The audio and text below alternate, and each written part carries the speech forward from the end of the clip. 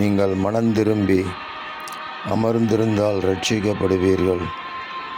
அமெரிக்கையும் நம்பிக்கையுமே உங்கள் பலனாயிருக்கும் என்று இஸ்ரவேலின் பரிசுத்தராயிருக்கிற கர்த்தராகிய தேவன் சொல்லுகிறார் என்று எழுதப்பட்டிருக்கிற வேத வாக்கியத்திற்காக எங்கள் தேவாதி தேவனுக்கு கோடான கோடி ஸ்தோத்திரங்கள் உண்டாகட்டும்.